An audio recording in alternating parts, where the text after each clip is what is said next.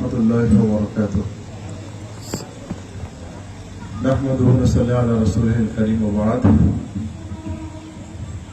আজকে এই ৭ নং ওয়ার্ড কর্তৃক আয়োজিত আজকে এই বাংলাদেশ জামাত ইসলামের কেন্দ্র কমিটি গঠন উদ্যোগে আজকের এই বিশাল প্রোগ্রামের সম্মানিত সভাপতি,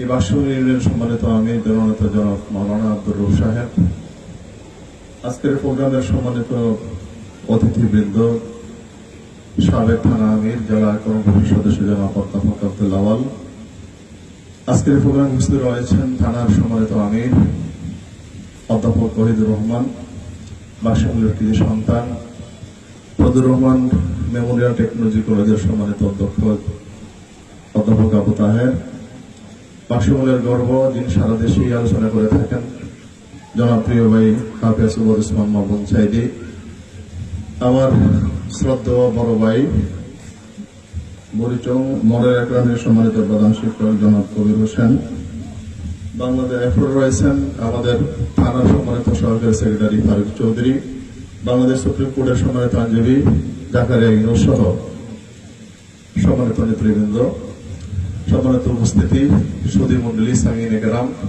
পর্দার মা ও বোনেরা, আল্লাহর প্রতি শুকরিয়া জ্ঞাপন করে আপনাদের ধন্যবাদ জানিয়ে আমি যেহেতু নেতৃবৃন্দ অনেকে আসছেন, আমার সময় হতে বেশি হবে না, আমি দুইটি কথা রাখছি। এইভাবেই দেখেন, আমরা রেল সড়কের ওই পাশে আমরা বসবাস করি। কুমিল্লা শহরে দেখবেন যে চকবাজার থেকে শুরু করে পূর্ব অঞ্চলটা, আর এখান থেকে এই অংশটা ফকিরবাজার থেকে শুরু করে একবারে সেই ৬ গ্রাম পার হয়ে একেবারে ওই যে বাগদা পর্যন্ত এই অঞ্চলটা, এই অঞ্চলের ভিতরে অনেক সংখ্যক সুন্নি এবং উলামায়ে কেরাম আমাদেরকে বানিয়েছে নবী বিদ্বেষী, যে জামাত শিবিরের লোকেরা নবী মানে না। ঠিক কষ্ট লাগে কথা বলা শুনলে। আমার আপাদ মস্তক মান আহাব্বা সুন্নতি ওমান আহাব্বানি ওমান আহাব্বানি কানা মাই ফিল জান্নাহ। আপনি আমাকে কিভাবে আর সুন্নি প্রমাণিত করতে চান? আমি দাঁড়িয়ে রেখেছি, টুপি পরেছি, আমি লম্বা জুব্বা পরেছি, আমি মদিনা মক্কা মদিনা আমি কয়েকবার গিয়েছি। যদি আমরা জামাত যদি নবী না মানতো, জামাত তো কোনোদিন মদিনা যেত না। ঠিক না বলে? প্রশ্নই আসে না, নবী মানবে না কেন? আরে আমরা যে জীবন পাইলাম, আমরা যে কোরআন পাইলাম, ইসলাম পাইলাম, দিন পাইলাম, অন্ধকার থেকে আলো পাইলাম, এটা কি নবীর কারণে পাই নাই? তা আমরা নবী মানে এই কথা বললো কে? তা আমরা নাকি ওহাবি। আরে ওহাবি হইলে অসুবিধা কি? সুন্নি হইলে অসুবিধা কি? ওহাব তো আল্লাহর নাম, ওহাব কেন না? আমরা ওহাবি, আমরা সুন্নিও। আমি কি লেভেল পিছনে লাগাই দিব? অন্ধ মানুষ যদি বলে পিছন দিয়ে লাগাই, সামনে লাগাই বলে আমি অন্ধ, আমাকে সাহায্য করে। আরে তুই যে অন্ধ, তুমি মানুষ চোখে দেখে না, আমার কি লেভেল থেকে তুমি বুঝো না? আমি কি শুনলো নাকি আমি ওহাবি? আমার লেভেল থেকে তুমি বুঝো না? একটা মানুষকে রিভাইডেশন করার পিছনে দায়ী কে? যারা বিদআতপন্থী, যারা আলেমেরা আমাদেরকে, যারা এই মানুষের কাছে যারা প্রতিপন্ন করেছে, আমাদেরকে যারা ছোট করেছে, আমরা আল্লাহর দরবারে তাদের কাছে দরখাস্ত করে আল্লাহ তাদের বিচার করবে। আমি তাদের হেদায়েত কামনা করছি আল্লাহর কাছে। উপস্থিতি, কুল ইন্নামা আনা বাশারুন মিসলুকুম ইউহা ইলাইয়া আন্নামা ইলাহুকুম ইলাহু ওয়াহিদ।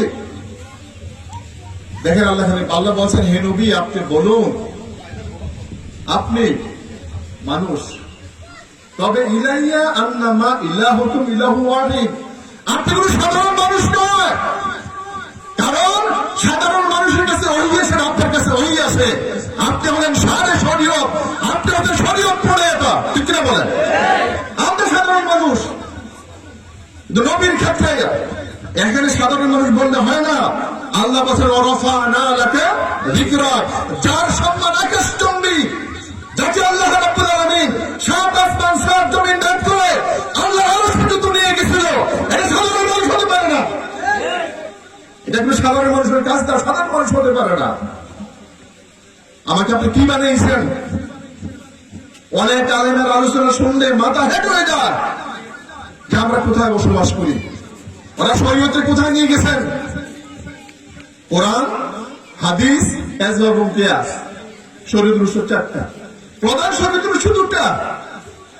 খালি কোরআন নাই, হাদিস নাই, খালি কোন ওলিয়ে থাবড়া দিয়ে কার গাল ভাড়া নিয়েছে। কোন ওলিয়ে মানে থাবড়া দেওয়ার কারণে 7 মাইয়া হয়ে গেছে খালি রিওয়াজ। এটা নামাজ তো বাবাই করবো নাকি? এই দেশে ফেতনার যুগের ভিতরে ফেতনা ফাসাদ দূর করার জন্য তোর বাবাই ওয়াজ করবো নাকি? খালি উঠতে খালি রেডি করে 6666 আয়াতের ভিতরে একটা আয়াতের তাফসীরও জানে না, এবং বুখারী মুসলিম সিয়াসিদের কিতাব থেকে একটা হাদিস বলার কোনো ক্ষমতা নাই। দাবি করে বড় আশিক রাসূল দাবি করে।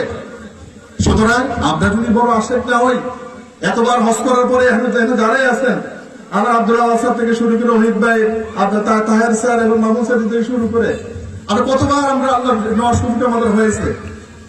সুতরাং আমাদেরকে গালি দিবেন না, ভালোবাসতে শিখুন, আদর করতে শিখুন। খেয়াল করেন এই জামাত, এই যে সমস্ত নেতৃবৃন্দ এখানে বসছেন, বক্তব্য করতে পারে না, সবার কাছে সিডি দিয়ে দেয়, সব জায়গা থেকে বসছে নেতৃবৃন্দ বেশি। আলহামদুলিল্লাহ অনেক জায়গায় কথা কর মতো লোক নেই, আমাদের নেতৃবৃন্দের কথা কর লোকের অভাব নাই। কথা বোঝেন না মনে হয়? আরে শিখছে আইসা আওয়ামী লীগ থেকে, পরে বিএনপি প্রোগ্রামে জয় বাংলা স্লোগান দিয়ে হয়ে থাকে, ঠিক না? বলেন তারে ফরাইছে এমন ফরাইছে ভালো করে বলতেও পারে না। কিন্তু আমাদের মুখ থেকে আল্লাহ এবং রাসূল ব্যতীত, ইমরান আখলাকের কথা ব্যতীত আমরা কোনো দেখার কথা কইতে পছন্দ করি না। প্রিয় বন্ধুরা, আসুন আমাদেরকে ভালোবাসতে শিখুন। আমরা প্রাণ খুলে আপনাদেরকে ভালোবাসি। আমরা ইমানের কথা বলি, আমরা নামাজের কথা বলি, আমরা সুন্নাতের করার কথা বলি, আমরা জান্নাতের কথা বলি, জাহান্নাম থেকে মানুষকে জান্নাতের পথে নেওয়ার কথা বলি। আমরা মানুষকে তাড়িয়ে দিতে চাই না। নবীজি নূর এবং মাটি একতা ডিভাইডেশন তৈরি করতে আমরা চাই না।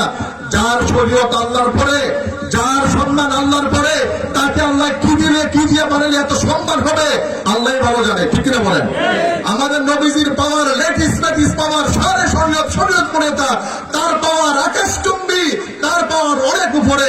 আমরা নবীর আদর্শ অনুসরণ করি, এ পথ অনুসরণ করতে হলে আমরা মনে যেতে চাই। মানুষ যখন বললে আমাদেরকে পড়তে পারে, সে সব বসে দোয়ারা পড়তে পারে বিসমিল্লাহ ওয়া আলা মিল্লাতি রাসূলুল্লাহ। আজকে যারা আমাকে দাওয়াত দিয়েছে তাদেরকে ধন্যবাদ জানাচ্ছি। এই প্রোগ্রাম সফল হয়েছে, সার্থক হয়েছে। যারা আসেন এখন আসেন নাই, আপনারা আসুন, আমাদেরকে বুঝতে শিখুন। এই কথা বলে রেখে আপনাদের সবাইকে ধন্যবাদ জানিয়ে শেষ করছি। আমার তৌফিক ইল্লা বিল্লাহ। আসসালামু আলাইকুম ওয়া রাহমাতুল্লাহ।